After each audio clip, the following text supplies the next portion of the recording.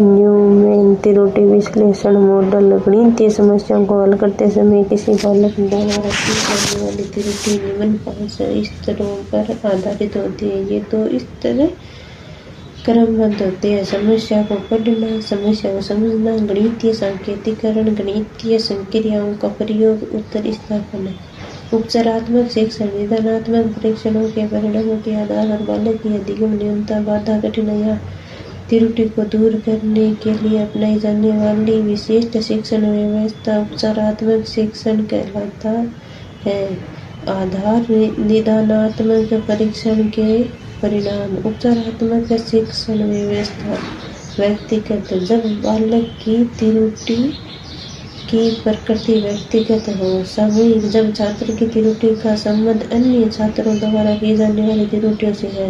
उपचारात्मक शिक्षण की योजना बालक को नवीन ज्ञान प्रदान करने के बजाय सीखे गए ज्ञान में उत्पन्न कठिनाइयों को दूर करना। शिक्षण हेतु आगमनात्मक चिंतन पर विधि का प्रयोग। अधिकाधिक शिक्षण अधिगम सहायक सामग्री का प्रयोग। अधिकतम आपसे अन्यथा क्रियाओं को प्रोत्साहन किया जाए ताकि बालक को सीखने में अधिकतम अवसर प्रदान हो सके।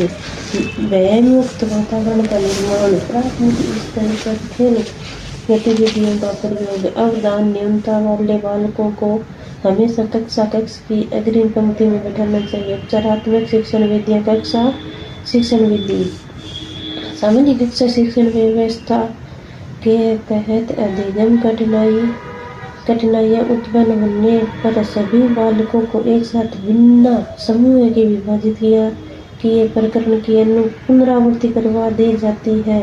अनुवर्ग शिक्षण विधि। इस विधि में अधिकतम कठिनाई वाले बालकों को अलग वर्ग में विभाजित करके शिक्षक द्वारा अनुकरण के माध्यम से सिखाया जाता है। शिक्षक द्वारा सिखाई गई विषय वस्तुओं का छात्र अनुकरण करते हुए अधिगम कठिनाइयों को दूर करते हैं। यदि यह विधि 2 प्रकार उपयोग में ली जाती है: व्यक्तिगत, सामूहिक। सामूहिक अनुवर्ग शिक्षण बालकों को छोटे छोटे लघु समूह में विभाजित करके आपसी अंतःक्रिया हेतु प्रोत्साहित किया जाता है। इसे प्योर लर्निंग बोलते हैं तथा इसको बढ़ावा देता है। अनौपचारिक शिक्षण विधि। बालक के अधिगम न्यूनता का कारण विषयगत अरुचि है, तब उपचारात्मक शिक्षण हेतु अनौपचारिक तरीकों जैसे शैक्षणिक मेले, विज्ञान प्रदर्शनी, चर्चा, वाद विवाद, चार्ट, फोटो, क्षेत्र भ्रमण आदि के माध्यम से बालक की रुचि का विकास किया जा सकता है। पर्यवेक्षित अध्ययन। प्रतिपादित डेज़ी-मोरविल जोन। अधिगम न्यूनता का कारण सघन अध्ययन हो तब यह विधि अपनाई जाती है। इस विधि में शिक्षण के पर्यवेक्षण में छात्र स्वाध्याय करते हैं तथा समस्या उत्पन्न होने पर शिक्षक द्वारा तुरंत समाधान कर दिया जाता है। संकल्पना मानचित्र। प्रतिपादक प्रोफेसर जोसेफ डी नोवाक। संकल्पना युक्त विषय वस्तु के प्रस्तुतिकरण के दौरान विभिन्न ज्यामितीय आकृतियों की सहायता से रेखा चित्रों के माध्यम से कल्पनाओं को प्रस्तुत करना संकल्पना मानचित्र कहलाता है। ठोस वाक्य से द्रव्य, भाप से गैस। शिक्षण उपागम वह उपागम दृष्टिकोण है जिसके आधार पर एक शिक्षक शिक्षण कार्य हेतु संपूर्ण शिक्षण व्यूह रचना, शिक्षण विधि, परिविधि, क्रियान्वयन, मूल्यांकन का निर्माण करता है। शिक्षण के स्तर। हर्बर्ट उपागम स्मृति ज्ञान स्तर। तथ्य सूचना याद करने रखने पर सर्वाधिक बल है। मॉरिसन उपागम बोध स्तर। तथ्य एवं सूचनाओं को उचित समझ विकसित करना। हंटर स्तर। चिंतन स्तर। चिंतन, परिकल्पना, तर्क, विश्लेषण आदि उच्च संज्ञानात्मक क्षमताओं के माध्यम से नवीन ज्ञान की खोज तथा समस्या समाधान पर बल देना। स्मृति स्तंभ उपागम। जे.एफ.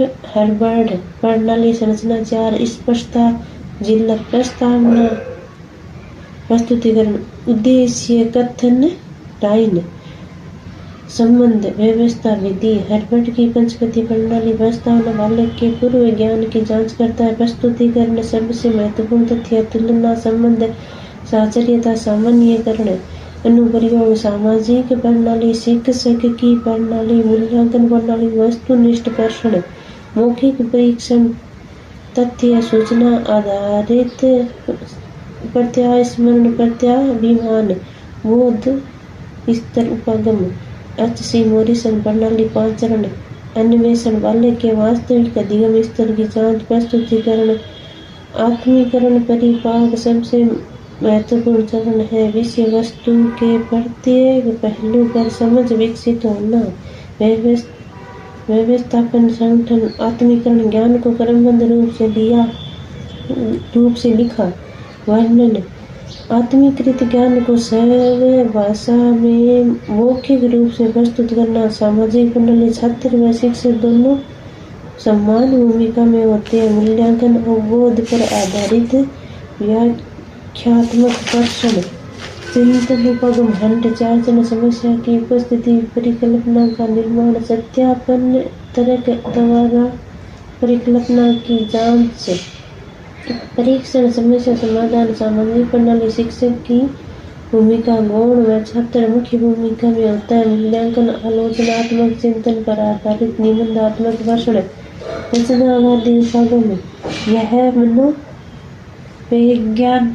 यह मनोविज्ञान के संज्ञानवाद निर्णयवाद पर आधारित शिक्षण उपागम है। जीन पियाजे जेरोम ब्रूनर वाइगोत्स्की आदि मनोवैज्ञानिकों के विकासात्मक एवं अधिगम सिद्धांतों का प्रभाव रचनावादी उपागम की विशेषता बालक ज्ञान का निर्माण समय करता है। बाह्य रूप से उसे कुछ भी नहीं सिखाया जाता। बालक कक्षा में प्रवेश करते समय संकल्पना रहित नहीं होता। किसी भी विषय वस्तु से संबंधित किसी न किसी प्रकार का पूर्व संकल्प इसके संकल्पनाएं इनके मस्तिष्क में निहित होती है। बालक में नवीन ज्ञान का आधार पूर्व ज्ञान होता है। ज्ञान निर्माण की प्रक्रिया में सामाजिक वातावरण अधिगम को सुसाध्य बनाता है। बालक द्वारा निर्मित धारणाएं इनके लिए हमेशा सत्य होती है, चाहे वैज्ञानिक रूप से वे गलत हों। कार्यप्रक गतिविधियां ज्ञान निर्माण में महत्वपूर्ण भूमिका अदा करती है। शिक्षक की भूमिका सुविधा प्रदाता मार्गदर्शक है। बालक व्यक्तिगत रूप से ज्ञान निर्माण करता है, अर्थात किसी ज्ञान कल्पना को बालक भिन्न तरीके से सीखते हैं और समझते हैं। 5ES मॉडल रोजर वाईबी रचनावादी उपागम के तहत पाठ योजना मॉडल को सर्वप्रथम जैव विज्ञान के लिए प्रयुक्त संलग्न करना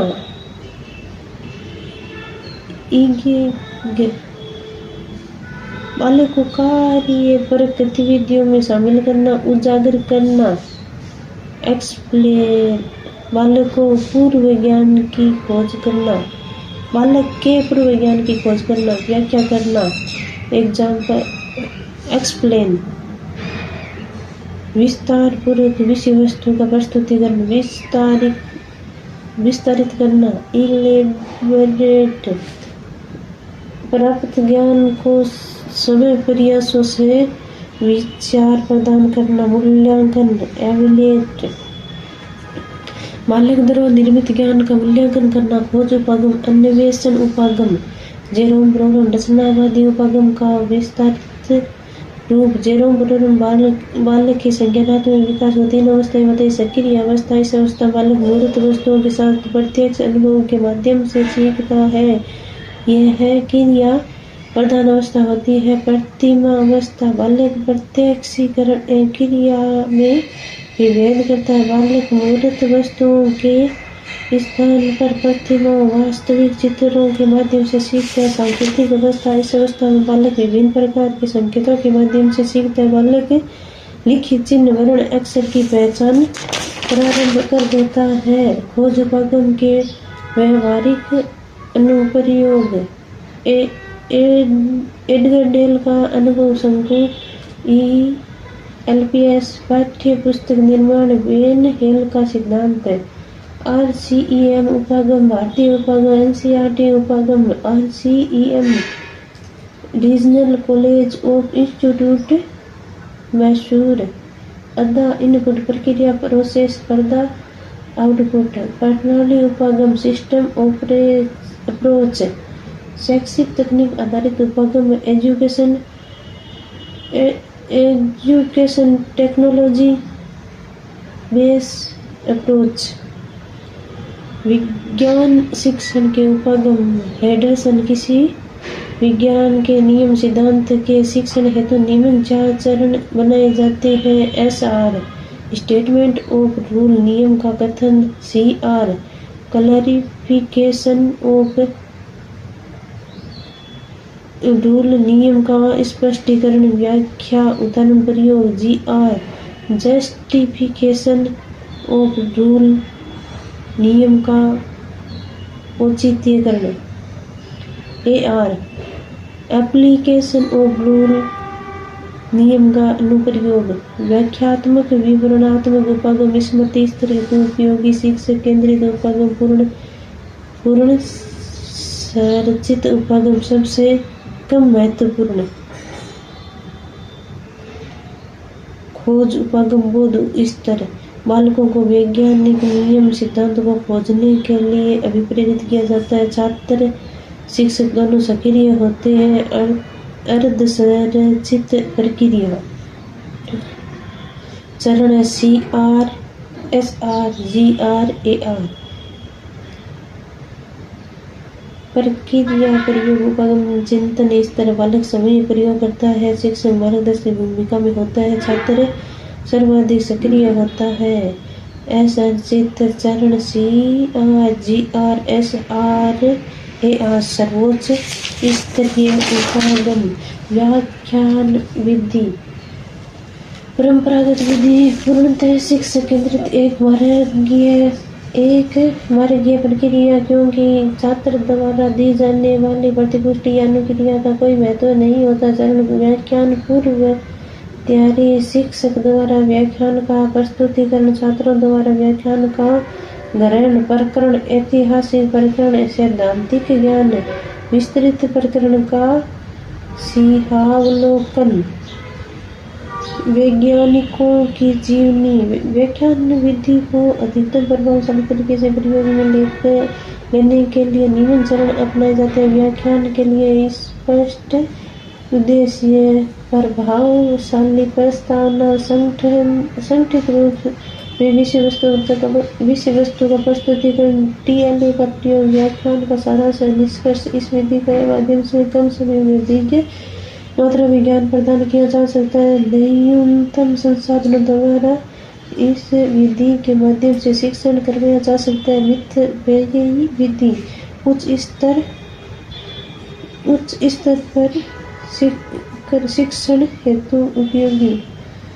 2 से शिक्षक केंद्रित विधि है। निरंकुशवादी लोकतांत्रिक विधि है। बालक बोलते निष्क्रिय होते हैं, अतः प्राप्त ज्ञान अस्थायी होती है। शिक्षक द्वारा प्रस्तुत विषय वस्तु का कुछ ही हिस्सा छात्र ग्रहण कर पाता है। वैज्ञानिक विधि है। समस्या समाधान विधि, प्रारंभिक अवधान, सुकरात व सेंट थॉमस के आध्यात्मिक संवाद, आधुनिक रूप, जॉन ड्यूवी गेस्टाल्टवाद पर आधारित विधि। भारत में इस विधि को NCERT द्वारा 1970 में अपनाया गया। समस्या समाधान विधि में बालक अपनी मानसिक शक्तियाँ, तर्क, चिंतन, परिकल्पना आदि के माध्यम से किसी समस्या के प्रत्येक पहलू को स्पष्ट रूप से समझकर समाधान खोजता है। समस्या समाधान विधि 5 चरण, समस्या की उपस्थिति, पहचान, चयन करना, समस्या की अनुभूति, समस्या को समझना, परिभाषित करना, तथ्य संग्रहण, परिकल्पना निर्माण, संभावित हल का अनुमान लगाना, परिकल्पना का सत्यापन, निष्कर्ष। समस्या समाधान विधि में आगमनात्मक व निगमनात्मक तर्कों के माध्यम से समस्या का समाधान ढूंढना, समस्या समाधान विधि के गुण बालक में उच्च संज्ञानात्मक क्षमताओं, विश्लेषण, संश्लेषण, मूल्यांकन, तर्क, परिकल्पना आदि का विकास होता है। बालक में समस्या समाधान के प्रति उचित दृष्टिकोण का विकास होता है ताकि भावी जीवन में बालक समस्या को चुनौती के रूप में स्वीकार कर सके। मानसिक रूप से सक्रिय होने के कारण प्राप्त ज्ञान स्थायी होता है। बाल केंद्रित मनोवैज्ञानिक विधि है जो कमजोर छात्रों के लिए अनुपयोगी विधि है। छोटे स्तर पर अनुपयोगी विधि, क्योंकि छोटे बालक चिंतन व परिकल्पना निर्माण में सक्षम नहीं होते। उचित समय पर समाधान नहीं होने के कारण छात्र समस्या से विमुख हो जाता है।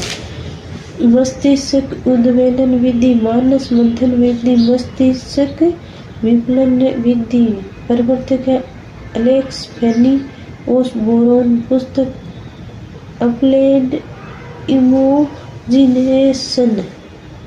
संरचनात्मकता का सर्वाधिक विकास करने वाली विधि। चरण है परिचयात्मक चरण, शब्दोत्तर चिंतन, विचार अभिव्यक्तिकरण, विचारों की आलोचना, विचारों की गुणवत्ता के स्थान पर विचारों की संख्या अधिक महत्वपूर्ण है।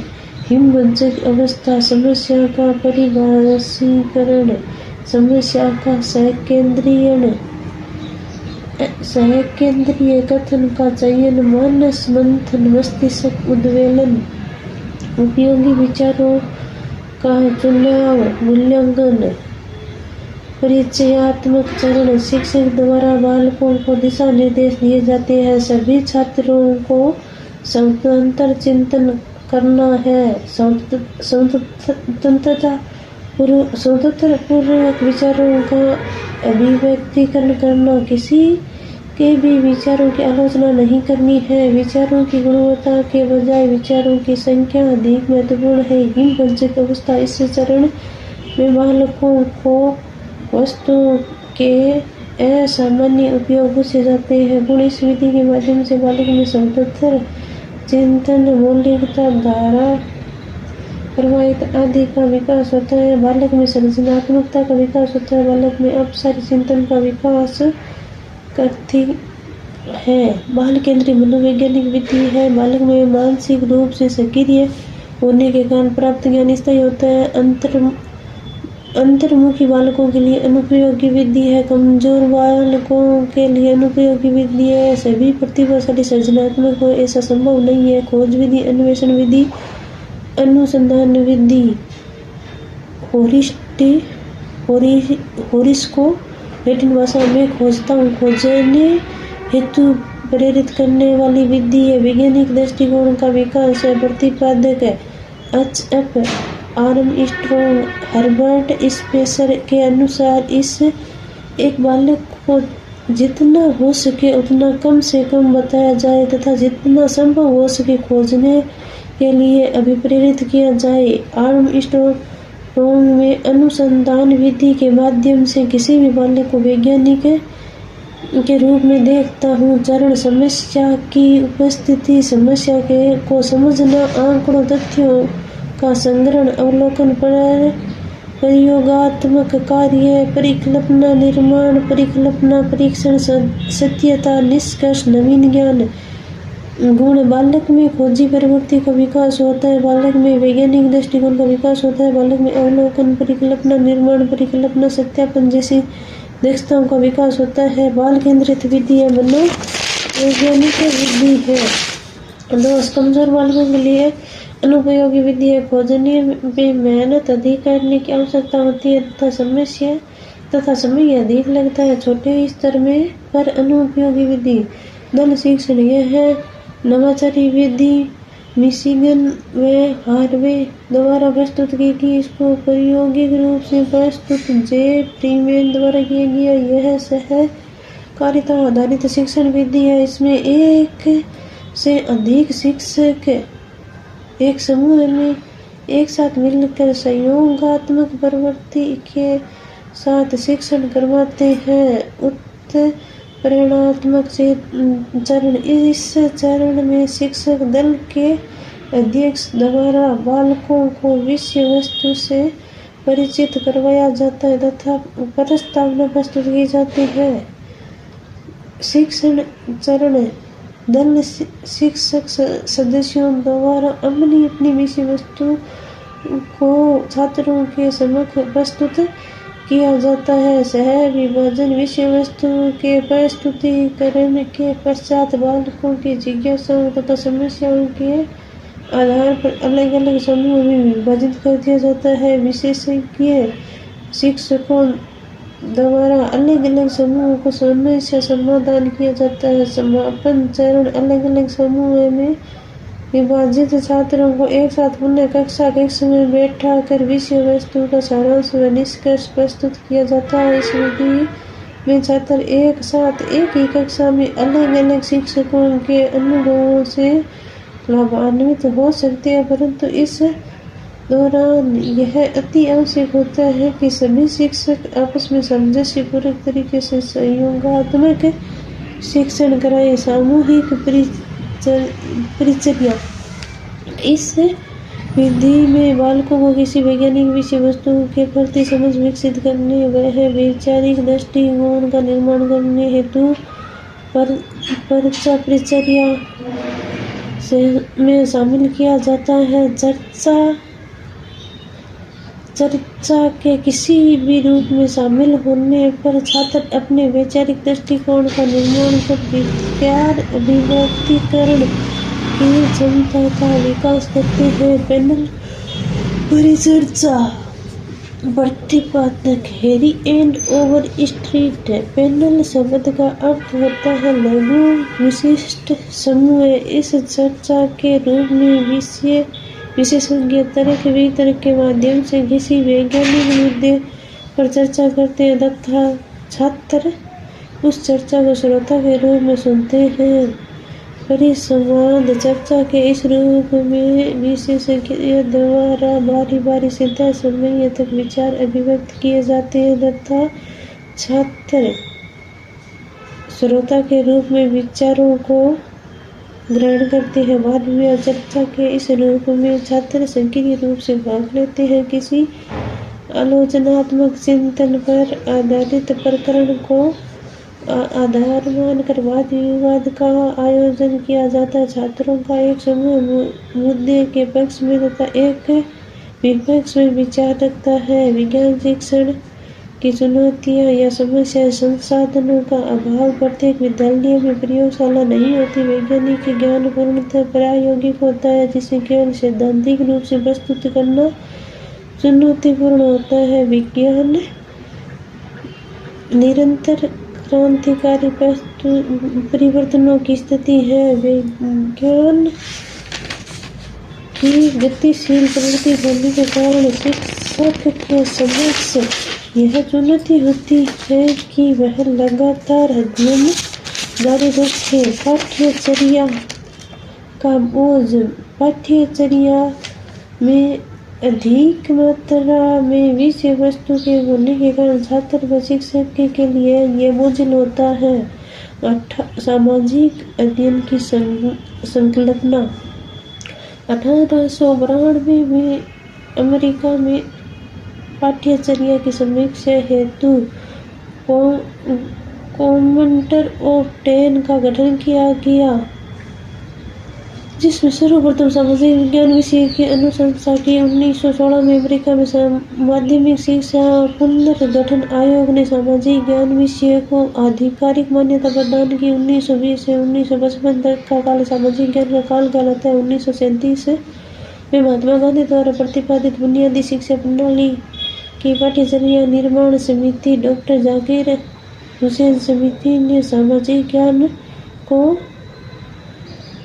पाठ्यचर्या में शामिल किया। 1949 पंजाब ने सामाजिक ज्ञान विषय को कानूनी मान्यता दी। 1952 माध्यमिक शिक्षा आयोग लक्ष्मण स्वामी मुदालियर माध्यमिक स्तर तक सामाजिक ज्ञान विषय अनिवार्य विषय के रूप में शामिल करने की अनुशंसा की। एकीकृत समाकलित रूप 1975 10 वर्षीय विद्यार्थियों के लिए पाठ्यचर्या का एक रूपरेखा 1975 सामाजिक ज्ञान प्राथमिक स्तर कक्षा 1-2 परिवेश की शिक्षा भाषा व गणित के साथ कक्षा 3 से 5 पर्यावरण अध्ययन भौतिक पर्यावरण सामाजिक सांस्कृतिक पर्यावरण उच्च स्तरीय सामाजिक अध्ययन एकीकृत विषय